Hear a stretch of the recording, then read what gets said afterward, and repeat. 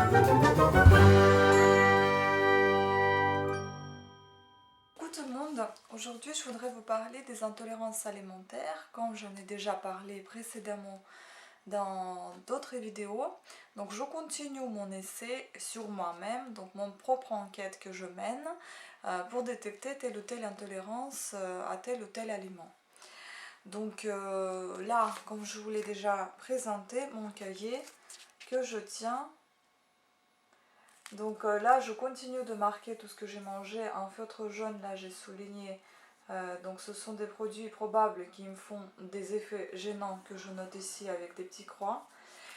Donc j'ai terminé ma série d'Actimel.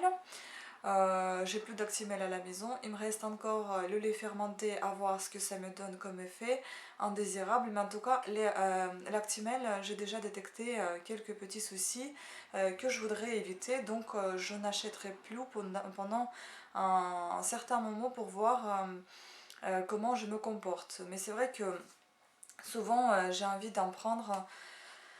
Je ne sais pas, on est accro à des produits aujourd'hui, de la nourriture qu'on fabrique parce que j'ai l'impression qu'ils mettent des choses dedans, des additifs qui nous retiennent et qu'on est trop accro à tel ou tel aliment. Bref, c'était une parenthèse, donc je continue. Moi, ce que j'ai fait pour continuer mon essai, donc j'ai acheté des gâteaux et des biscottes. J'ai acheté deux types de gâteaux et des biscottes. Donc biscotte, la marque que je n'ai jamais achetée de ma vie.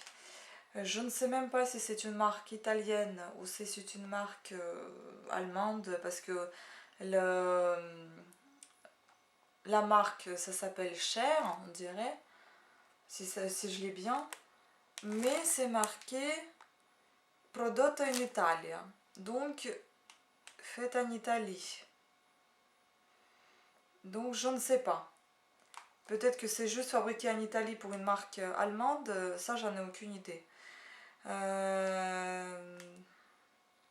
Donc voilà, je vais parler de ces biscottes là. Ces biscottes, c'est marqué qu'il n'y a pas de gluten, qu'il n'y a pas de lactose. Donc je vais vraiment essayer si je me comporte bien. Parce qu'à un moment donné, je me rappelle que je ne prenais pas d'Actimel pour le moment. Je ne prenais que mes biscottes avec du beurre oméga 3. Et j'avais déjà des petites remontées acides, l'excès de salive qui me déplaisaient et je me disais bah voilà il faut que j'arrête Actimel. Alors que j'ai vu que mon petit pot d'Actimel elle était restée sur la table non touchée. Donc là je me suis dit qu'il y a un problème finalement, c'est pas dû uniquement à Actimel. Donc peut-être que le beurre est lié aussi pour quelque chose ou alors ça doit être le gluten, la farine de blé que je ne supporte pas dans des biscottes, je n'en ai aucune idée. Donc là, c'est vrai que c'est un petit peu compliqué de détecter qu'est-ce que c'est exactement. C'est le gluten ou c'est le lactose. Donc du coup, ce que je vais faire, je vais goûter cela qui ne contient ni lactose ni gluten. Mais du coup, ce que je suis en train de me dire, il faudra peut-être que j'essaie 1 ou 2 jours à manger avec du beurre. Parce que forcément, il y aura le résultat négatif si je mange avec du beurre. Et quelques jours, il faut que je mange sans beurre. Parce que comme ça, je verrai est-ce que ce sont des pains qui me font ça ou le beurre. Et il faudra également que j'essaie la même technique, mais avec des pains grillés, des biscottes que j'ai l'habitude de consommer, sans beurre également, uniquement peut-être avec la confiture. Et là, je pense que j'aurai une bonne comparaison de produits. S'il faut que j'achète celui-là ou il faut que je m'arrête sur uniquement sans gluten et sans lactose, ou je peux bien continuer d'acheter mes petits biscottes suédois que j'aime beaucoup et des pains grillés de Pelletier. Voilà, parce que j'avoue, ça coûte quand même combien, 4 euros je crois. Oui, les biscottes 4,26, 250 grammes. Donc, c'est pas donné. Voilà. Ensuite, concernant les gâteaux, comme j'aime les gâteaux, bon, j'en mange pas énormément souvent, mais des fois j'en ai envie. Et à chaque fois quand j'en ai envie, j'en mange, je me sens pas bien. Donc franchement, c'est fatigant. Donc j'ai acheté celui-là, Gerblé, j'ai l'habitude, c'est une bonne marque et c'est des bons produits. Mais c'est vrai que justement, ce petit souci là, je ne sais pas. Dans Gerblé, il y a aussi des choses qui me vont pas. Donc ça, j'ai pris un gâteau Gerblé biscuit coco sans sucre. Et lui, il Il a quoi? Oui, il a la farine de blé, édulcorant, maltitol, huile de colza, amidon de blé, dextrine de blé, arôme naturel, poudre à lever, entre guillemets, pas entre guillemets, entre parenthèses, diphosphate, carbonate de sodium, carbonate d'ammonium, on ferme la parenthèse, émulsifiant, lécithine de colza, sel marin. Bon, il y a de la farine de blé, donc il y a du gluten. Mais déjà, il n'y a pas de lactose dedans, donc à voir. Ça, et puis j'ai pris gerblé aussi. Et dans cela, il n'y a pas de gluten, mais il y a le lait. Donc c'est l'inverse. Donc comme ça, je pourrais comparer est-ce que je suis allergique au gluten ou est-ce que je suis allergique à la lactose. Mais bon, ceci dit, on ne saura pas par rapport à une boîte de gâteaux, ça voudra rien dire. Mais je remarquerai peut-être déjà des gènes qui pourront me causer des soucis ou alors qu'un gène ça va être aussi parfait pour moi. Donc déjà, je vais savoir à peu près ce que je peux manger ou pas. Donc pour vous aussi, une petite idée, si vous avez envie et vous avez un peu de temps libre, bon, j'en ai un petit peu de temps libre quand même, et puis bon, je suis quelqu'un d'organisé, donc je trouverai le temps de toute manière pour détecter le problème. Et j'aime bien chercher, donc je fais mes petites recherches. Donc on verra bien.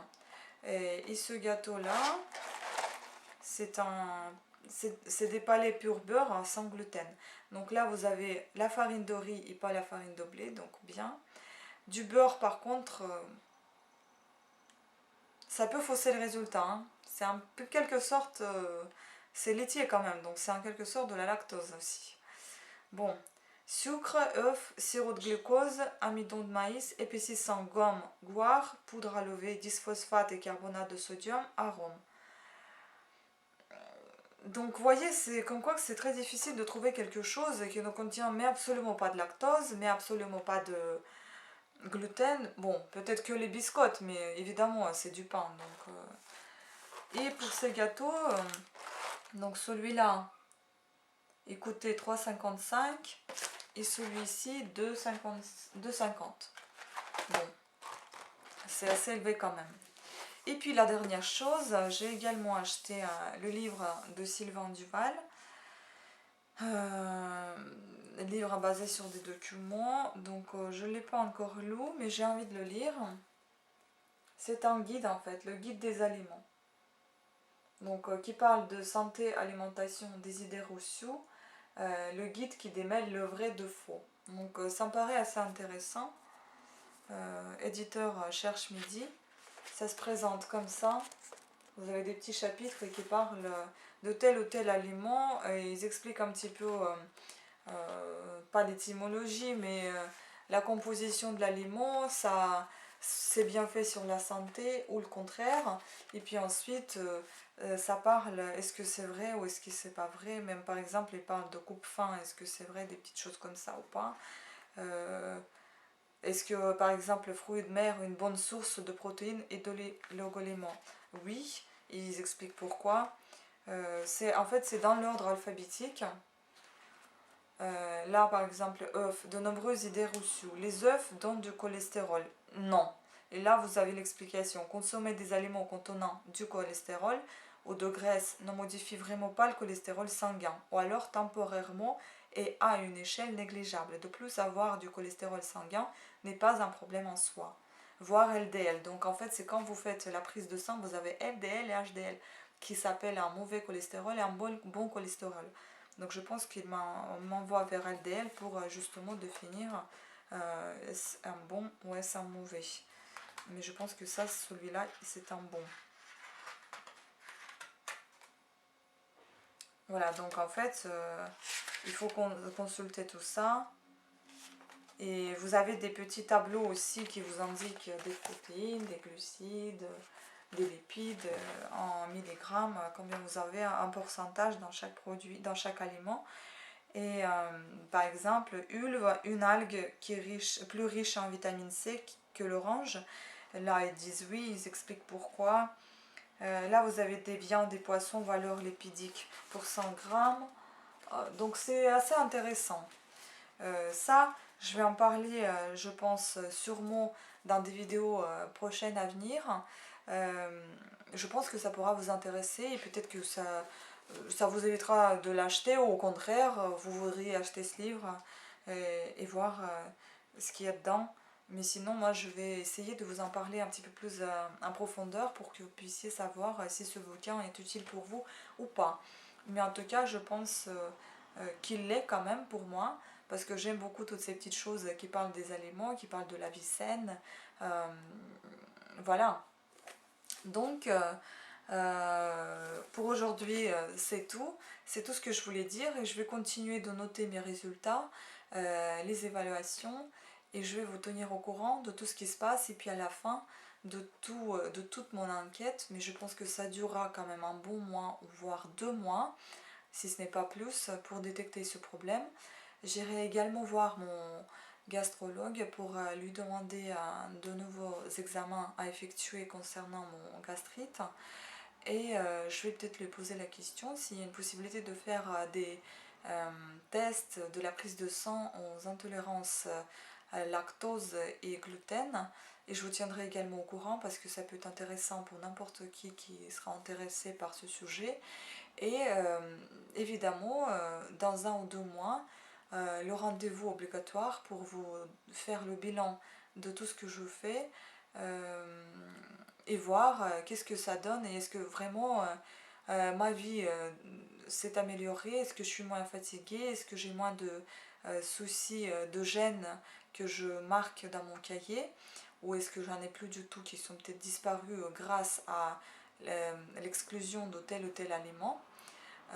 Et voilà, et je vous dirai dans ce bilan, est-ce que ça vaut vraiment la peine de pourrir, entre guillemets, sa vie, sa santé plutôt, par des aliments qui n'en veulent pas la peine, juste parce que c'est un bon goût pour quelques minutes, mais après ça vous pourrit la santé pour quelques heures dans la journée, voire quelques temps, quelques mois, quelques années après, donc à voir. Tout ça, on en parlera encore et encore. Donc pour aujourd'hui, je vais vous laisser. Je vous remercie encore d'être avec moi, de me suivre. N'hésitez pas de vous abonner, de mettre des pouces en haut si vous avez aimé. Et puis n'hésitez pas de me poser des questions auxquelles évidemment je pourrai répondre et je répondrai avec plaisir. Laissez-moi vos commentaires, je les lirai avec plaisir. Merci à toutes et à tous. Au revoir.